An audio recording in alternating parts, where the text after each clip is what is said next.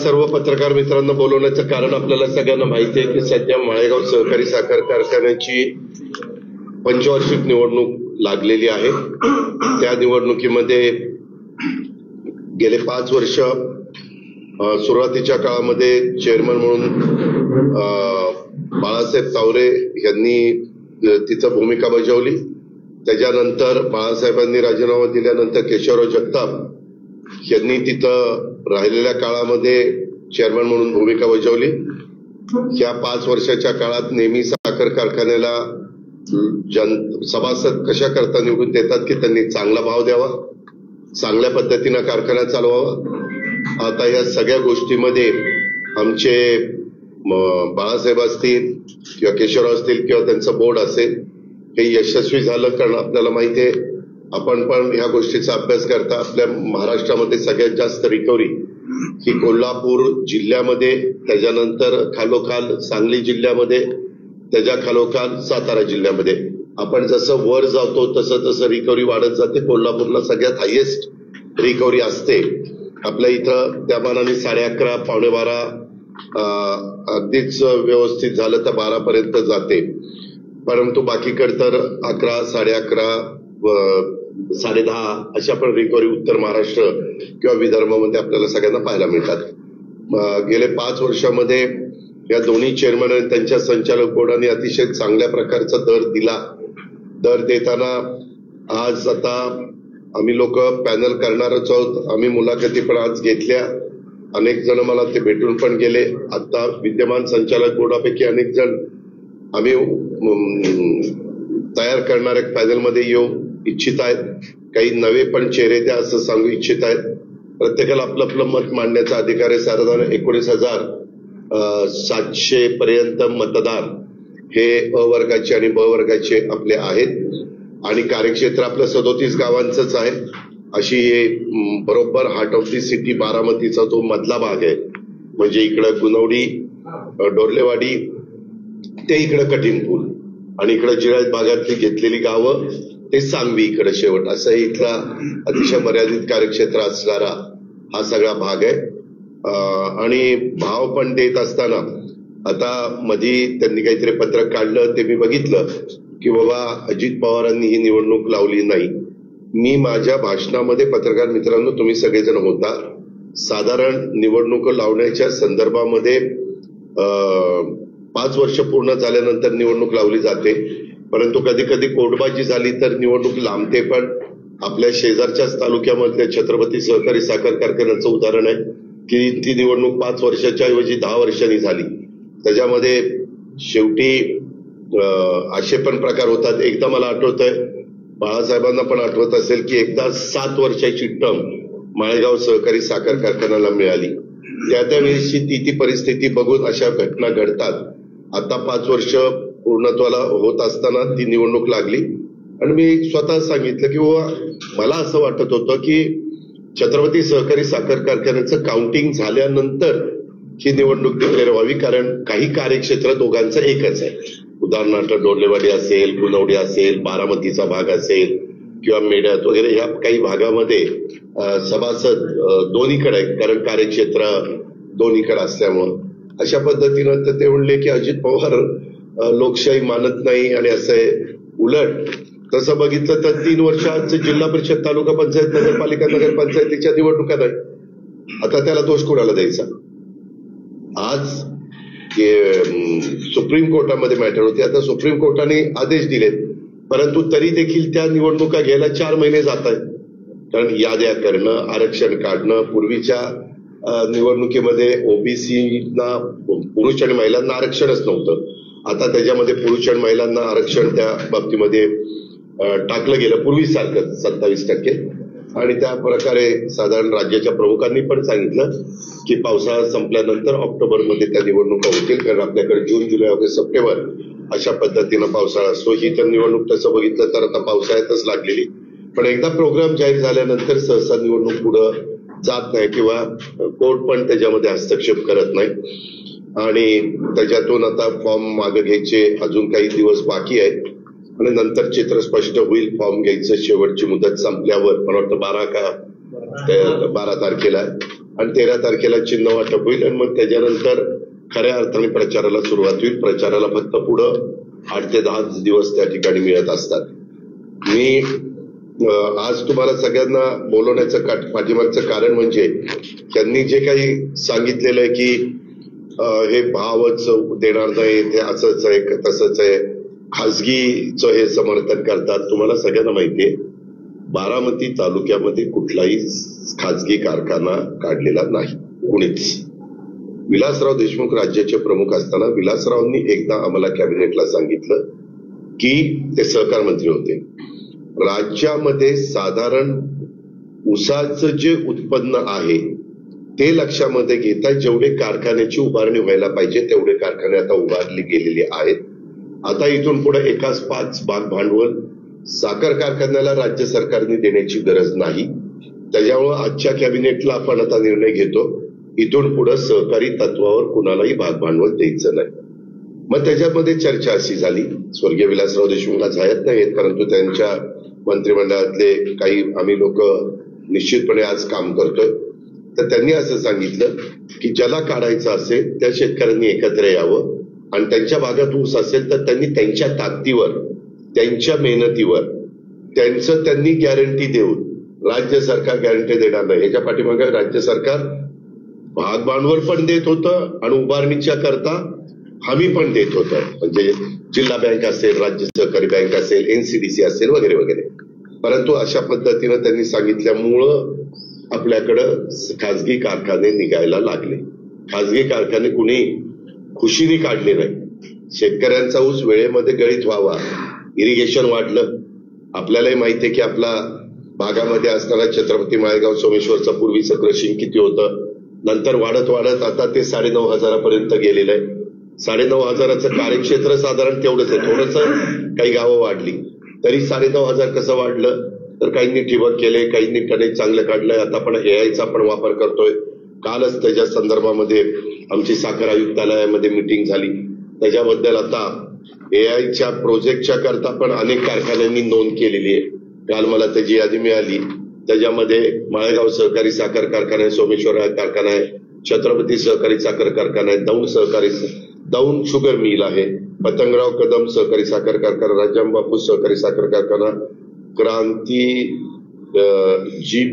Doctor GB GD बापू लाड सहकारी साखर कारखाना, पद्मभूषण क्रांतीवीर डॉक्टर नागनाथ अण्णा नायकोडे साखर कारखाना, सरसेनापती संताजी घोरपडे शुगर फॅक्टरी, दत्त शेतकरी सहकारी साखर कारखाना शिरोळ, शरद सहकारी साखर कारखाना कोल्हापूर, श्री छत्रपती शाहू म्हणजे घाडग्यांचा तो सहकारी साखर कारखाना, शरवी अॅग्रो इंडस्ट्रीज पलटण ते प्रायव्हेट आहे, सहकार महर्षी शंकरराव मोहिते पाटील सहकारी साखर कारखाना आपला माळशिरस, अकलूज विठ्ठलराव शिंदे सहकारी साखर कारखाना माडा, त्याच्यामध्ये कर्मयोगी श्री पांडुरंग सहकारी साखर कारखाना परिचारकांचा पंढरपूर म्हणजे श्रीपूर आहे ते, नंतर Sanjivani sugar factory and group Kopargaon, त्याच्यानंतर नॅचरल शुगर ते ठोंबरे बीबी त्यांचा कळम धाराशिवला, आणि दुर्गा शुगर मिल ते नंदुरबारची आहे ती मला वाटतं हे खानसारी. अशा पद्धतीनं काही कारखान्यांनी तिथं नोंदी केलेल्या आहे. आता 9 तारखेला मी स्वतः त्या मिटिंगला हजर राहतोय. VSIने मिटिंग बोलवलेली आहे. कृषी मंत्री राहतील, सहकार मंत्री राहतील, अधिकारी राहतील, साखर कारखाने महाराष्ट्रातले त्याचे चेअरमन MD राहतील आणि त्यामध्ये AIचा वापर कशा पद्धतीने केला पाहिजे आणि त्याच्यामध्ये MSC बँक पुढाकार घेऊन काही लोन वगैरे देते. कारण आता कारखाने मोठ्या प्रमाणावर झालेत, कारखान्यांची कॅपॅसिटी वाढली परंतु ऊसाचं क्षेत्र त्या पटीत आता वाढत नाही. त्याच्यामुळे आहे त्या क्षेत्रामध्ये आपल्याला टनेज वाढवावं लागणार आणि आपल्याकडे जे प्रात्यक्षिक घेण्यात आली, प्रयोग करण्यात आले त्याच्यामध्ये ज्यांचा 100 टन निघत होता त्याचा 140 टनापर्यंत गेला, ज्याचा 60 टन 70 टन निघत होता तो 100 टनापर्यंत गेला. त्यामुळे या AIचा आर्टिफिशियल इंटेलिजन्स म्हणजे कृत्रिम बुद्धिमत्तेचा वापर करून आपल्याला पुढे जावं लागणार आहे. कुठली व्हरायटी लावायची, काय लावायची, कशा पद्धतीने लावायची, त्याच्या सगळ्याबद्दलची चर्चा त्या कॉन्फरन्समध्ये होईल आणि तिथं जिल्हा बँकांच्या पण चेअरमन सीईओ किंवा एमडींना बोलवलेलं आहे आणि राज्य सहकारी बँकेच्या पण बोलवलेलं आहे. का तर 90 दिवसात आता साखर कारखाने चालणार नाही. पूर्वी तुम्हाला आठवत असेल कारखान्यात 150 दिवस चालत होते, आता ते आलेत 90 वर, काही आले 100 वर. दैवाने माळेगाव सोमेश्वरचा भाव चांगला असल्यामुळं त्या भागातला शेतकरी यांना ऊस घालण्याच्या करता थांबतो आणि त्यामुळं तिथं ऊस त्या तुलनेमध्ये चांगल्या पद्धतीनं होतो. आता आज सगळीकडेच बघितलं तर FRP हे जे दर 7 वेळेला वाढलेले, 7 वेळेला, पण MSP फक्त एकदाच वाढलेली आहे 3100. MSP वाढावी म्हणून प्रत्येक जण आपापल्या परीनं प्रयत्न करताय. आम्ही पण अमित भाई शाह सहकार मंत्री आहेत त्यांच्याशी बोलतोय. आता साखर चालली 3750, 3800, 3750, 3800 अशी चाललेली, पण MSP पण वाढवावी. MSP वाढवल्यानंतर त्याच्यात साखर विक्री करता येत नाही, त्याच्या पुढे साखर जाते, त्याच्यावर भाव आणि तोडणी वाहतुकीचे भाव वाढले. तोडणी वाहतुकीचे भाव देखील मोठ्या प्रमाणावर जवळपास 200 रुपये टनापर्यंत गेले. पूर्वीच्या काळामध्ये एवढा भाव नव्हता. असे सगळे खर्च वाढलेले आणि लोकांच्या अपेक्षा पण वाढलेल्या. त्याच्यामुळं आता ते काही सांगतात की कारखान्यावर कर्ज खूप आहे. मित्रांनो, मी आपल्याला सांगतो, माझ्यानंतर जास्त अधिकारवाणी हे दोघं सांगतील, आपल्या माळेगाव सहकारी साखर कारखान्यावर साखरेवर 229 कोटीचं कर्ज आहे आणि आजच्या भावाप्रमाणे 270 कोटीची साखर ही आपल्याकडे स्टॉकमध्ये.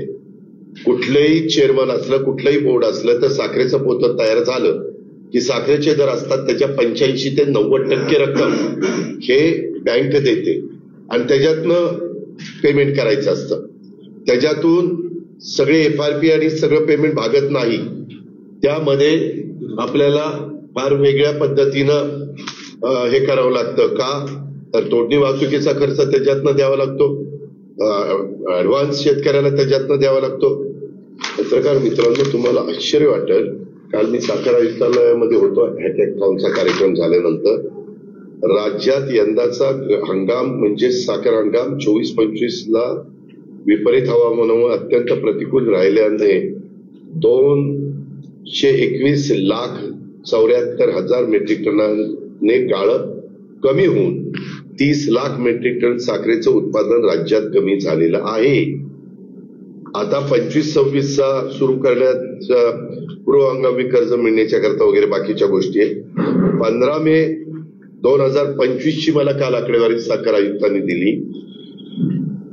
त्यांच्या मांडणीनुसार अंदाजे 864 कोटी रुपये FRP 92 कारखान्यांनी आज तागायत प्रलंबित आहे. त्याच्यात 20 कारखान्यांच्यावर RRC ची कारवाई करण्यात आली आहे आणि त्याच्यातून कारखान्यांनी पैसे द्यावे म्हणजे साखरच ताब्यात घेतली. असं म्हणजे 864 कोटी रुपये 92 कारखान्यांचे दिले गेले नाही. मात्र माळेगाव सहकारी साखर कारखान्यांनी त्यांच्या FRP पेक्षा जास्तीचा भाव, आता 200 रुपये त्यांनी ठराव केलेला आहे, त्याचं मला वाटतं मान्यता पण आलेली आहे कांडी बिलाची. म्हणजे ते जर झालं तर 3332 एवढा भाव अजूनपर्यंत महाराष्ट्रात कोणी दिला नाही. आमचे विरोधक कारण नसताना भाऊ करतायत, आमच्या शेतकऱ्यांची दिशाभूल करतायत, सभासदांची दिशाभूल करतायत. सभासदांना मी जाहीरपणे सांगतो, आज राज्याचा अर्थमंत्री म्हणून मी काम करतोय. तुम्हालाही सगळ्यांना माहिती आहे की मला आर्थिक शिस्तचा मी भोगता आहे. अतिशय चांगल्या पद्धतीने संस्था चालवाव्यात हा माझा कटाक्षाने प्रयत्न असतो आणि त्यामुळं साधारण सभासदांना ज्यांना पॅनल द्यावं असं वाटतं निवडून, त्यांनी आपल्याला भाव चांगला द्यावा, वेळेमध्ये आपला ऊस न्यावा आणि त्याच्यामध्ये कुठेही त्याच्यात कुठली कमतरता भासू नये. आम्ही आता केशवराव रात्री मी बसलो होतो, बाळासाहेब पण होते, त्याच्या पूर्वीच्या काळात 5 वर्ष आता जे आमचे विरोधक आहेत त्यांचं पॅनल निवडून आलेलं होतं. त्या काळामध्ये त्यांनी 3400 वर काही भाव देताना 200 रुपये ठेव कापून घेतली, म्हणजे पैसे दिलेच नाही. दाखवले 3400 रुपये भाव, परंतु दिले 3200 वर काहीतरी आणि ते 200 रुपये हे पॅनल आलं आमचा नीलकंठेश्वर. त्याच्यानंतर बाळासाहेब चेअरमन झाले आणि मग त्यांनी ते मागच्या 200चं भर भरून काढली, कारण ती ठेव घेतलेली होती. कारखान्यात तर काही नव्हती, रेकॉर्डला दाखवलेली होती. म्हणजे तेव्हाचा भाव 3400 नव्हता, 3200 होता. मला खरं तर हे काही सांगायचं नव्हतं, पण काय झालं मध्ये एक पत्रक काढून असं काहीतरी, अजित पवार लोकशाही मानत नाही, अमकं करत नाही, तमकं करत नाही, निवडणूक पुढे गेली. अरे कुठं पुढे गेली निवडणूक? 2-4 दिवस निवडणूक पुढे गेली वगैरे, पुढे गेली असं म्हणतात काय? मी तर 2-3 उदाहरण दिली काय किती वर्ष निवडणुका त्याच्यामध्ये होत नाही. आणि त्यांच्या काळापेक्षा तुम्हाला मी सांगतो, त्या काळात त्यांचं क्रशिंग चालू असताना रिकव्हरी ह्याच्यात दिली नाही. ह्याच्यात मला वाटतं रिकव्हरीचं काल होतं ते, फार रिकव्हरी कमी आहे. ते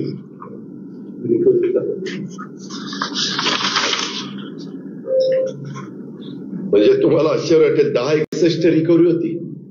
त्यांनी 9,27,379 क्रशिंग केलं, तेव्हा आपल्या कारखान्याची 1061 रिकव्हरी. हे चेअरमन आणि संचालक बोर्ड गेल्यावर त्यांनी बघितलं, इतकी गळती होती त्या ज्यूस त्याच्यातनं, पाण्याचं सिरप मधलं गटारातनं वाद होता. त्याच्यानंतर मग आम्ही VSIची टीम पाठवली. VSIची टीम पाठवल्यावर त्यांनी त्याचा अभ्यास केला, चांदगुडे, दाणी वगैरे तज्ञांनी, आणि मग ते लिकेजेस सगळे बंद केले. आणि मग पुढच्या वर्षी यांच्या नेतृत्वाखाली रिकव्हरी 1175 आली आणि 12,68,147 क्रशिंग त्या ठिकाणी झालं. अशा पद्धतीनं लॉसेस पण त्यावेळेस हे झालेले, अशा इतक्या गोष्टी त्याच्यामध्ये झाल्या. वास्तविक अतिशय चांगल्या पद्धतीनं या लोकांनी कारखाना चालवलेला आहे. त्याच्या संदर्भामध्ये भाव पण चांगला दिलेला आहे. आता हे खोडकी धरून 3332 आणि बँकेने पण पैसे त्यांना उपलब्ध करून दिले. बँक बघते त्यांचं मोलॅसेस डिस्लरीमध्ये इथेनॉल किती होणार आहे, RS किती होणार आहे, ENA किती होणार आहे, कोजनचे किती पैसे त्यांचं येणं बाकी आहे. कारण मला वाटतं कोजनचे पैसे आपण राज्य सरकारला वीज महावितरणला देतो, त्याच्यानंतर 3 महिन्यांनी 90 दिवसांनी पैसे मिळतात. आपण सबसिडी दिली ती माळ्यावर 7,76,00,000 मिळाले. हा, ते 1 रुपयावर काही पैसे, 6 रुपये राऊंड करायला 7,76,00,000 मिळाले. ते आपण राज्याला सगळीकडे दिलेले होते. त्याच्यात त्याचा फायदा आपल्या कारखान्याला पण झाला. अशा पद्धतीनं हा, ह्या 5 वर्षाच्या काळात आपल्या माळेगाव सहकारी साखर कारखान्याच्या इतिहासात 21-22 मध्ये 15,26,916 क्रशिंग झालं. रिकव्हरी 12.39, म्हणजे एवढी साखर त्याच्यातनं जास्तीची निघाली. साखरपोती 17,39,200 झाली आणि त्यावेळेस 3100 रुपये भाव त्या बाबतीमध्ये दिला गेला.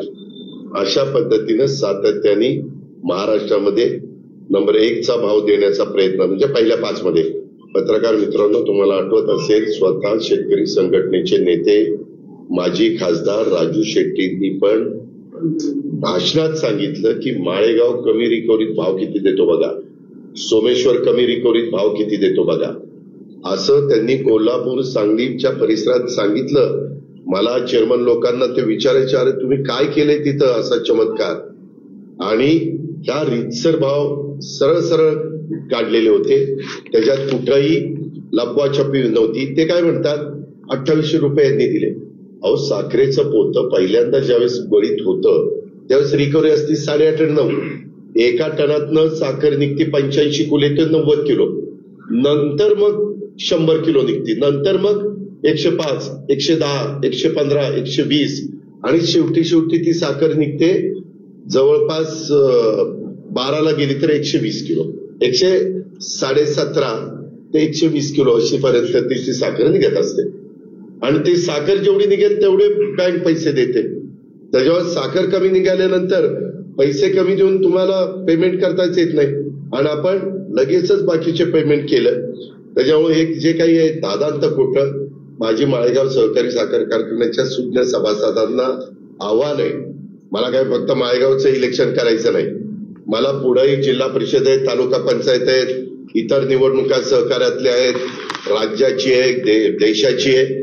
त्याच्यामुळे मी कधी माझ्या मतदारांना, जो 8 वेळेला ज्या मतदारांनी मला या बारामतीचं नेतृत्व करण्याची संधी दिली, त्यात माळेगावचा पण सभासदांचा अतिशय महत्वाचा सिंहाचा वाटा आहे. आणि त्याच्यामुळं आम्ही कुणालाही, मी सगळ्यांना माहिती आहे, मी शब्दाचा पक्का आहे, मी कधी लोकांची दिशाभूल त्या ठिकाणी करणार नाही, विशेषतः मतदारांची, विशेषतः सभासदांची. आणि त्याच्यामुळं ज्यावेळेस जे मी पॅनल देईल त्या पॅनलला अतिशय चांगल्या पद्धतीनं मला विश्वास आहे माझे सभासद माळेगाव सहकारी साखर कारखान्याचे पाठिंबा देतील. काय सांगायचं, आपल्या प्रपंचाचं कसं होईल? अरे आम्ही प्रपंच करत नाही का? आपल्या प्रपंचाचं कसं होईल? आता आपलं खाजगीकरण होईल. अरे कोण खाजगीकरण करायला? सहकार खातं राज्याचं आमच्याकडं, म्हणजे राष्ट्रवादीकडं, अर्थ खातं राष्ट्रवादीकडं, कृषी खातं राष्ट्रवादीकडं. त्याच्यामुळं आम्ही काल तुम्ही टीव्हीला बघितलं असेल, आपण जे काही पुण्यामध्ये हेकेथॉन त्या ठिकाणी भरवलंय, त्याच्यामध्ये कसं टनेज वाढेल, कसं कमी पाण्यात कमी खतात, ह्या सगळ्या गोष्टी होतील. अशा प्रकारचा प्रयत्न, मला माहिती मोबाईल, अशा प्रकारचा प्रयत्न आपण त्या बाबतीमध्ये करतो. आणि तुम्हाला आज तर इतकं दादांत खोटं सांगतात की 400 काहीतरी कोटी रुपये, किती हो कर्ज? 425 कोटीचं कर्ज आहे. मी तुम्हाला आता आकडेवारीनं सांगतो, आपल्या इथं साखरेचा साठा कालच केशवराव तुम्ही मला दिलं, 31/5/2025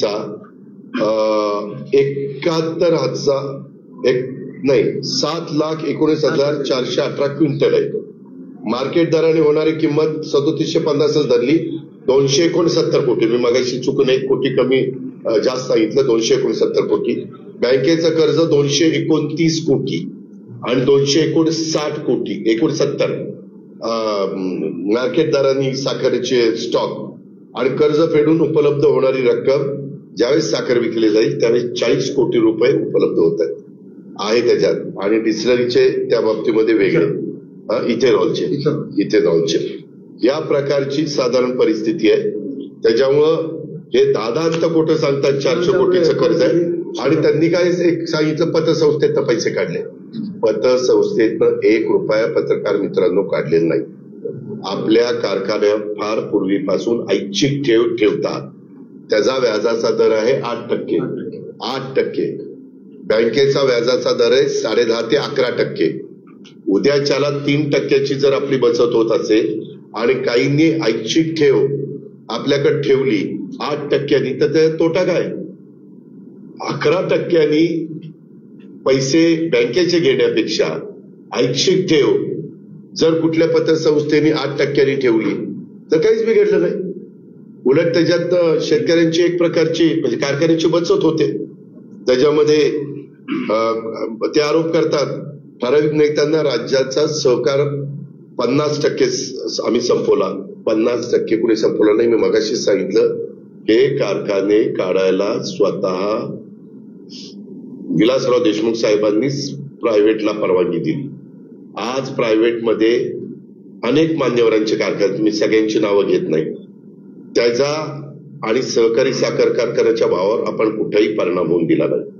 आपल्या कार्यक्षेत्रात माळेगाव, सोमेश्वर इथं कुठंही हा ऊस खाजगी कारखान्याला जात नाही, कारण आपलाच भाव इतका चांगला असतो की शेतकरी म्हणतात कशाला तिकडे जायचं, त्यापेक्षा आपला कारखाना आपला एक बरा. त्याच्यामध्ये त्यांनी एक आरोप केलाय, कारखान्याच्या विद्यमान अध्यक्ष उपाध्यक्ष सर्व संचालकांवर अविश्वास असल्याने अजित पवारांनी स्वतः अर्ज भरला. मी ब वर्गाचा प्रतिनिधी, मी काय करावं तो माझा अधिकार आहे. महाराष्ट्रामध्ये वसंतदादा पाटील देखील कारखान्याचे चेअरमन होते, विलासराव देशमुख देखील मांजरा कारखान्याचे चेअरमन कधी काळी होते. आता सहकार मंत्री एकेकाळी असणारे हर्षवर्धन पाटील पण तिकडे 2 कारखान्याचे चेअरमन होते ना. त्याच्यामुळे कितीतरी आमदार, कितीतरी मंत्री, बाळासाहेब थोरात असतील, मुश्रीफ साहेब, खूप जणांची नावं घेता येतील. त्याच्यामुळं ह्यांच्या पोटात दुखायचं काय कारण आहे?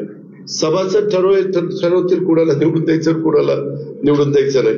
त्याच्यामुळं विद्यमान संचालक मंडळाच्या चुकीच्या कामकाजाबद्दल मी सांगितलं भाव चांगला दिलेला आहे, भावात कुठेही कमतरता. मी तर छत्रपतीला तुम्ही ऐकलं पत्रकार मित्रांनो, तिथं मी स्वतः सांगितलं की तिथं आमचं दुर्लक्ष झालं आणि त्याचा फटका बसला. मला माझा बाकीचा व्याप वाढलेला होता, परंतु आता तिथं स्वतः बापूंच्या ताब्यात तो कारखाना दिलेला आहे. त्यांना केंद्राची मदत लागली, राज्याची मदत लागली, साखर आयुक्ताची मदत लागली, जिल्हा बँकेची मदत लागली, राज्य सहकारी बँकेची मदत लागली, कृषी खात्याची मदत लागली. त्या कुणाची मदत लागली तर ती मदत करण्याची जबाबदारी माझी आणि दत्ताभाऊ भरणेची. तशा पद्धतीनं हे तर आपल्या बारामती तालुक्यातलं एक महत्वाचं युनिट आहे आणि त्याच्यामुळं या कारखान्यामध्ये जर काही गोष्टी घडल्या असतील आणि त्या छोट्या स्वरूपाच्या असतील तर त्याही मला बंद करायच्या. आता तुम्ही बघितलं छत्रपतीच्या बोर्डाने काही गाडी वापरायची नाही ठरवलंय, त्याच्यामध्ये त्यांनी कुठलाही हस्तक्षेप कुणी करायचा नाही अशा पद्धतीनं त्यांनी ठरवलंय. त्यांनी तर काल मिटिंगला ठरवलं भत्ता पण घ्यायचा नाही, तो त्यांचा अधिकार आहे, मी तसं कुठं हे केलं नाही. पण या प्रकारे जेवढी तुम्ही काटकेसर करू त्याचा परिणाम कामगारांच्यावर होतो, अधिकाऱ्यांच्यावर होतो. कारण अधिकारी एमडी म्हणतो अरे चेअरमन आणि संचालक बोर्डच एवढं काटकसर करतात तर आपण कसं. आता तुम्ही वेगवेगळ्या चॅनलचे इथले प्रमुख आहात, पण तुमच्या बॉसनीच काटकसर केली तर तुमच्यावरही त्याचा डायरेक्ट इनडायरेक्ट परिणाम होतो ना. मनुष्य स्वभाव आहे. आणि त्यामुळं मी माळेगाव नगरपंचायत झाल्यावर बाळासाहेबांना विचारा, तिथं 350 कोटी रुपये दिले, ग्रामपंचायत असते तर मिळालेच नसते. तिथं ते एक आरोप करतात की अजित पवारांनी 5 वर्षामध्ये सांगितलेलं होतं, 5 वर्षापूर्वी ते खराब पाणी ओढ्याला सोडणार नाही. मी या दोघांच्या साक्षीनं सांगतो पत्रकार मित्रांनो, त्यामध्ये 7,500 टनाचा कारखाना मागं त्यांच्या काळामध्ये चालायचा.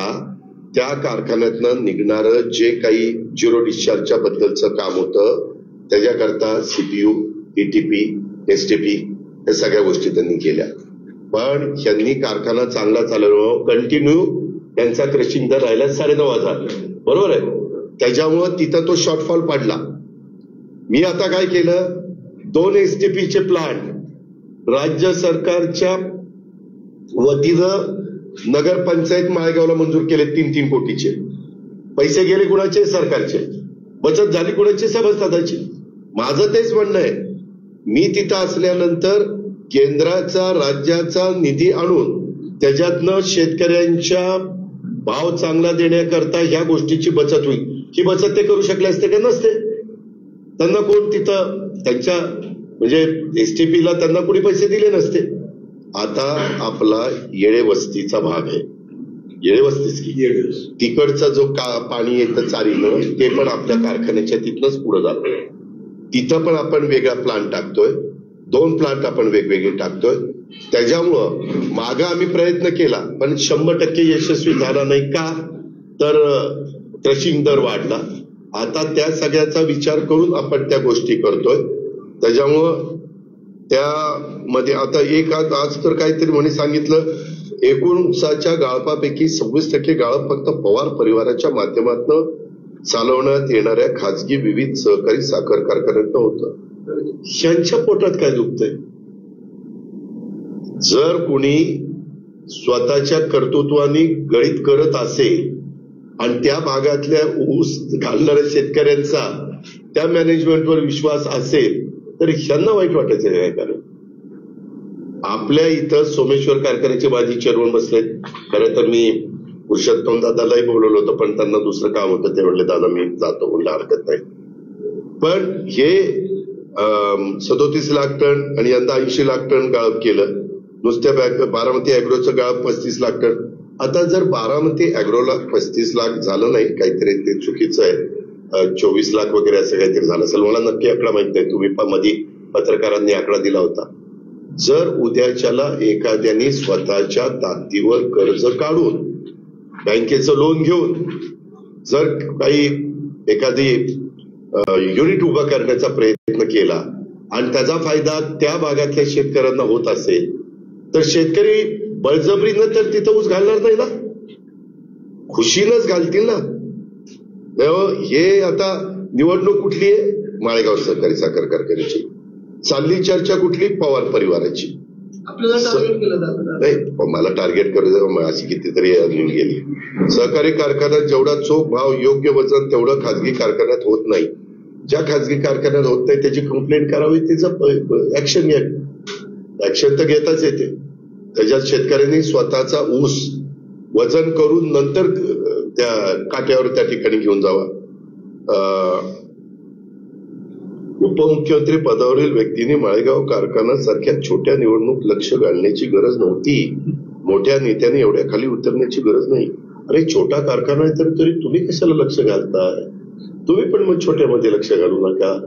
तुमच्या दृष्टीनं छोटा असला तरी अजित पवारांच्या दृष्टीनं 19,700 सभासदांचा संसार त्या कारखान्यावर अवलंबून आहे. प्रपंच त्या कारखान्यावर अवलंबून आहे. जेवढा चांगला कारखाना चालेल आणि जेवढा चांगला भाव मिळेल तेवढी आर्थिक सुबत्ता मी प्रतिनिधित्व 35 वर्ष करत असणाऱ्या माझ्या परिसरामध्ये त्या ठिकाणी येणार आहे. त्यांचं दुखणं एवढं काय झालं त्यांना, त्याच्या संदर्भामध्ये उद्या मी तिथं बोर्डात असलो तर सगळं झटपट कामं झाली. उगेच रटाळ चर्चा मी करत बसत नाही. उद्या BSIचा सल्ला पाहिजे असेल आपण घेऊ शकतो. काही दिल्लीचा काही काम असेल आपण करू शकतो. त्याच्यामुळं हे छोटा मोठा निवडणुकीमध्ये छोटा नेता मोठा नेता असं काही नसतं. सगळे सारखे असतात. लोकसभा विधानसभेला महायुतीने धर्म आम्ही पाळला. आता गरज संपल्यावर अजित पवार महायुती धर्म विसरलेले आहेत. कारखान्याच्या भल्यासाठी एकत्र लढण्याचा प्रस्ताव दिला तो त्यांनी फेटाळला. लोकसभेत विधानसभेत विरोधक चालतात पण माळेगावला का चालत नाही? अजिबात तशा प्रकारचा प्रस्ताव मला कुठला आलेला नव्हता. उलट माझ्याच बद्दल माझ्या विचाराचे काही लोक भेटायला जायचे तर तिथं सांगितलं जायचं बघा आम्हालाही भेटायला येतात. त्यामध्ये मी सकारात्मक आहे, तुम्हाला सगळ्यांना माहितीये. पृथ्वीराज बापूंचं माझं इथं एका पत्रकार बसणाऱ्याला माहिती की आमचे किती संबंध चांगले होते ते. त्याच्यामुळं तरी देखील मी सगळं मागचं सोडून दिलं आणि तेही आता खुश आहेत. तुम्ही त्यांच्याशी बोला, अजित पवार आपल्याशी कसं वागतात आणि मी त्यांच्यावर खुश आहे आणि दत्ताबाबा पण खुश आहे. त्याच्यावर तसा काही प्रश्न नाही. आम्ही काय एकमेकाचा बांध रेटला नाही. आपल्याला इथं पाण्याची व्यवस्था नीट करायची, आपल्याला बंधाऱ्याच्या मध्ये काही चेंजेस करायचे ते आम्ही लोक करू शकतो. आपल्या कारखान्यामधले कार्यक्षेत्रातले रस्ते आपल्याला आणखीन चांगले करायचे. आज धुमाळवाडीची लोक आली होती, तिथले काही ओढे तिथं ब्रिज करायचे. ह्या गोष्टी कारखान्याला उपयोगी पडणार आहे, तिथल्या सभासदाला पण उपयोगी पडणार आहे आणि त्याच्यामुळं ह्या सगळ्या गोष्टीचा साकल्याने विचार करून आम्ही श्री नीलकंठेश्वर पॅनल हे डिक्लेअर त्या ठिकाणी करणार आहोत आणि त्याच्यातून ते निवडणूक आम्ही लढवणार आहोत. त्यांनी आता जे काही पत्रक काढले त्याला पण आम्ही उत्तर व्यवस्थितपणे देणार आहोत. तेही उत्तर आम्ही छापून प्रत्येकाच्या सभासदांच्या पर्यंत पोहोचवण्याचं काम करणार आहे. आपल्या सभासदांना माझी विनंती आहे की यामध्ये खूप जण इच्छुक झालेले आहेत. आज पण मी बघितलं प्रचंड गर्दी होती, पण सगळ्यांना तर संधी मी देऊ शकत नाही. पण एकंदरीत पुढं 5 वर्ष चांगला भाव देण्याच्या करता ह्या वेगवेगळे जे काही प्रश्न आहेत, उद्याच्याला साखरेचे भाव, उद्या तुमच्यातला कुणी व्यापारी आहे आणि त्यांनी भाव एक दिला आणि मी उद्या त्याला सांगितलं की बाबा तुम्ही भाव 3550 दिलाय, माझ्याकरता 10 रुपये वाढवा, तुम्हाला कुठेही मी मदत करीन, तर व्यापारी नाही म्हणत. कारण मी आज त्या पोस्टवर आहे. तसं माझ्या समोरचं पॅनल करू शकतं का? नाही करू शकत. या संदर्भामध्ये आता मग काही काहींचे इतकी वय झाली तरी त्यांना पाहिजे, हे कसं चालतं? त्याच्यामुळं या सगळ्या बाबींचा विचार करून आम्ही हे निवडणूक लढवतोय. आपली तुम्हाला आश्चर्य वाटेल की काल मी येण्याचं उत्पन्न पण ज्या पद्धतीनं त्यांच्या ताब्यामध्ये कारखाना असताना 3 लाख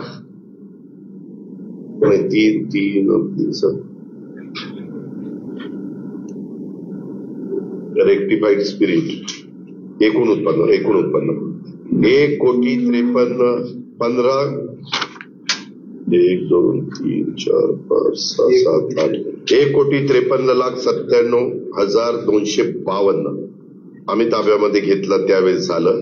त्याच्या आधी होतं 1,21,00,000. तुम्ही पण चेक करा. 1,21,04,652 म्हणजे ENA रेक्टिफाईड स्पिरिट दोन्हीचं बरं का. इथेनॉलचं पण उत्पन्न त्याच्यामध्ये सगळं त्या ठिकाणी मिळून एकूण उत्पन्न 2015ला ते आले ना, 2020 नाही 15ला ते आले. त्यांचं 2 3 3 6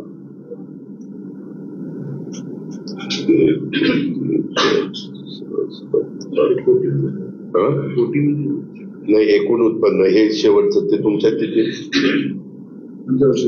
नाही 15-16च ठीक आहे. वर 15-16च ते मळीचा वापर आहे. एकूण उत्पन्न SDS ethanol ENA rectified spirit सगळे इथेनॉल वगैरे ते सगळं 1,50,00,000 ह्यामध्ये सर्रास तुम्हाला मी आकडे देतो, मी हेच देतो. त्याच्यामध्ये सगळीकडं त्यांच्या 5 वर्षाच्या कारकिर्दीपेक्षा आता श्री निलकंठेश्वर पॅनलची 5 वर्षाची कारकीर्द बाळासाहेब तावरे आणि केशवराव जगतापांची ह्याच्यात उत्पन्न सगळ्यात जास्त आपलं डिस्लरीने दिलं. सगळ्यात चांगलं क्रशिंग आपल्या माळेगाव सहकारी साखर कारखान्याचं झालं. कोजनची वीज सगळ्यात जास्त ह्याच 5 वर्षामध्ये त्या ठिकाणी झाली. कोजनचं पॉवर आहे ना,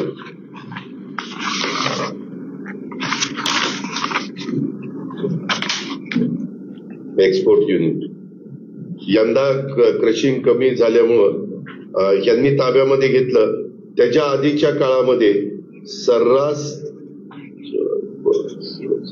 4,81,00,000 4,86,000 अशा पद्धतीचं होतं. यांनी ज्यावेळेस घेतलं त्यावेळेस ते 6,27,35,400 बर का. नंतर पुढच्या वर्षी 7,05,87,240 युनिट. नंतर 5,07,000 वरून पुन्हा 5,49,70,000 ते 22-23 तेव्हा क्रशिंग कमी झालं. त्यानंतर पुन्हा 6,86,000 आणि यंदा क्रशिंग कमी झाल्यामुळे 4,76,000 बरोबर ना. अशा पद्धतीनं झालं. म्हणजे क्रशिंगचे दिवस यंदा 129च भरले. गेल्या वर्षी आपले 159 दिवस भरलेले होते. त्यामुळं आपल्याला तशा पद्धतीनं, पण त्यांच्याकडे पण असताना 180 दिवस भरले होते तरी देखील आहे तेच. आपण त्याच्यामध्ये 21 मेगावॅटचं एक कोजन आहे, एक 14 मेगावॅटचं आहे, 35 मेगावॅटचं कोजन असताना देखील त्यांना यांच्यासारखं कोजनचं एक्सपोर्ट युनिट करता आलेले नाही. ते पण आकडे सगळे आकडे यांना आपण घेऊन टाकू. या पद्धतीनं या सगळ्या कारखाना उत्तम पद्धतीनं चाललेला आहे. आणि पुढे कुठले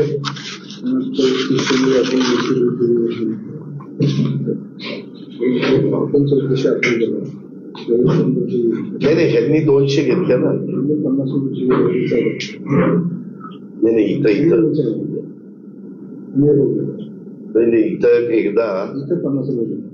एकदा भावामध्ये भाव देताना 200 रुपये ठेव कापली होती.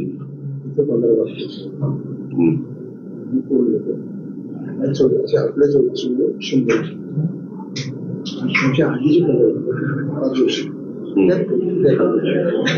त्याच्या आधी आपणच होतो. त्यांच्या काळात बाळासाहेब आपण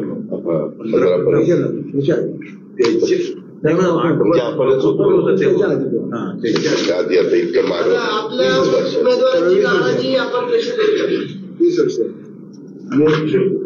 हे आम्हाला नवीन नाहीये. आम्ही आमच्या हातात इतर पण संस्था आहेत. आम्ही त्यांना सांगू की बाबा आता तुम्हाला इथं संधी नाही मिळाली तरी खरेदी विक्री संघ आहे, दूध संघ आहे, मार्केट कमिटी आहे, बारामती बँक आहे, पीडीसीसी बँक आहे, अशा अनेक प्रकारच्या संस्था आहेत. या संस्थांच्या मध्ये सगळ्यांनाच तर आपण सामावून घेऊ शकत नाही. पूर्वी युनियन बँक ऑफ इंडियाकडून कर्ज घेऊन त्याद्वारे सभासदांना खत वाटप केले जात होतं. दिनांक 31/3/2020 रोजीच्या 10,68,00,000 कर्जाची परतफेड करून आज रोजी सभासदांना 7 कोटी रुपयाचं खत कारखान्याने स्वभांडवलातून दिलेले. आता खत द्यायला कर्ज काढावं लागत नाही. भाव चांगला देत देत हे खत पण 7 कोटी रुपयेचं कारखान्याच्या भांडवलातनं त्या ठिकाणी स्वभांडवलातनं. काल ते परिपत्रक काढलेलं आहे ते वाचण्यात आलं की असं म्हणतात की कारखान्याच्या इतिहासात डिस्टरीवरती मागच्या 2 वर्षांनी पहिल्यांदाच कर्ज उचललंय. जे कर्ज डिस्टरीला उभारण्यासाठी लागतं त्या संपत आहे. ज्यावेळी कारखान्याचा प्लॅन्ट आपला आमच्या ताब्यात आला त्यावेळी त्याच्या आधी एक्सपान्शनला त्यांनी 120 कोटी रुपये कर्ज घेतलं. मॉडर्नायझेशनला 39 कोटी पुन्हा 60 लाख रुपये कर्ज घेतलं. हे 165 कोटीचं कर्ज घेऊन देखील कारखाना सुशी झाला नाही. वर पत्रा होता तो काढून टाकला, भंगारमध्ये विकून टाकला. 5-4 वर्ष 5 वर्ष कारखाना भिजत ठेवला पावसामध्ये. तुम्ही आता बघा सगळ्या स्टेटने दादाने सगळं सांगून आम्हाला हे आधी कारखाना दाखवून घ्या. पूर्वी पाऊस आला की 40-45 लेबर जायचे, दोन्ही बाजूला ताडपत्र धरायच्या आणि ते साखरेच्या हापावर ताडपत्र धरायच्या नदीवाल्यासारख्या आणि पाऊस उघडेपर्यंत धरायचं ते आणि पाऊस उघडल्यामुळे ताडपत्री बाजूला काढायची. अशी पद्धत होती. आणि 165 कोटी रुपये कर्ज घेतलेले सगळं कर्ज कारखान्याला खर्च केलं असतं तर कारखान्याच्या पाईप फुटल्या नसत्या, इव्हॅपोरेटर बॉडी काय फुटल्या नसत्या, साखरेचा आणि तुमचं सिरप आणि ज्यूस हे सगळं गटारात द्यायचं. पुण्यश्लोक अहिल्याम देवीच्या पुतळ्यापर्यंत गटारातून जे असे लोट यायचे. तर कृषी स्वराज्य संस्थाच्या संदर्भात 4 आठवड्यात हालचाली सुरू केलेल्या. ठीक आहे, त्यांना तो अधिकार आहे, त्यांना स्वायत्तता आहे, ते त्यांच्या हालचाली करतील. परंतु बाकीची जी यंत्रणा राबवायची असते त्याच्या संदर्भामध्ये आम्ही काय ते चर्चा उद्या कॅबिनेट आहे त्याच्यामध्ये करू. 7.5चा कारखाना 6,400 वर चालत होता. सगळ्या पाईप फुटल्या होत्या, कुठेही काही नीट चालत होतं. मॅन्युफॅक्चरिंग सेक्शन नीट चालत नव्हता. त्याला आम्ही 100 कोटी रुपये आमच्या खेळत्या भांडवलातून खर्च केलाय. 100 कोटी खर्च केला तेव्हा भावाने आम्ही 15 लाख क्रशिंग केलं. कारखाना हा सुधी कसा व्हायला पाहिजे, जे कर्ज काढलं त्या पैशाचं करायला पाहिजे. पण आम्हाला ज्याला 100 कोटी कर्ज लावायचं आणि ते खर्च करायला 100 कोटीला आम्ही बिलकुल कर्ज काढलं नाही. आम्ही आमच्या खेळत्या भांडवलातून कर्ज वागवलं.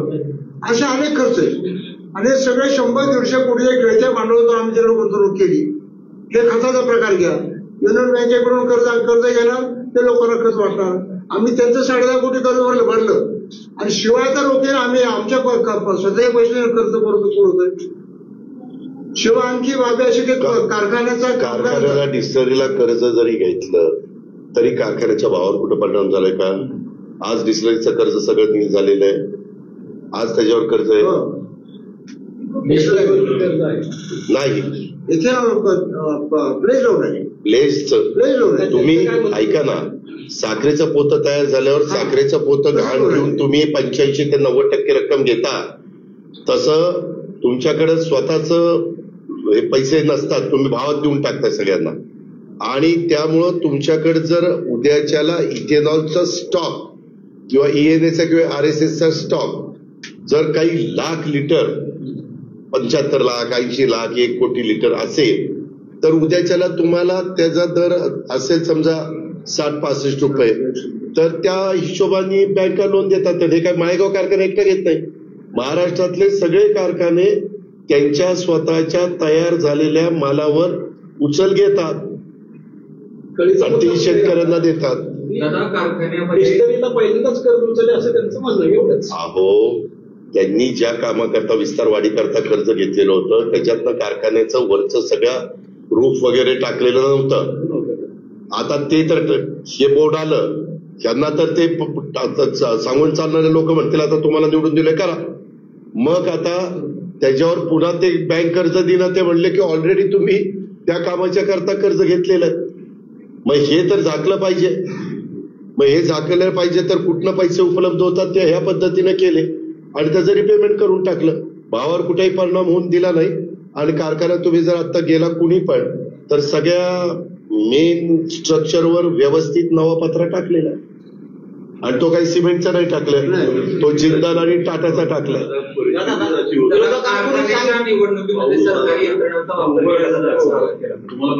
इथं सरकारी कोण आहे? त्यांनी आरोप केला. नाही काय सांगा ना.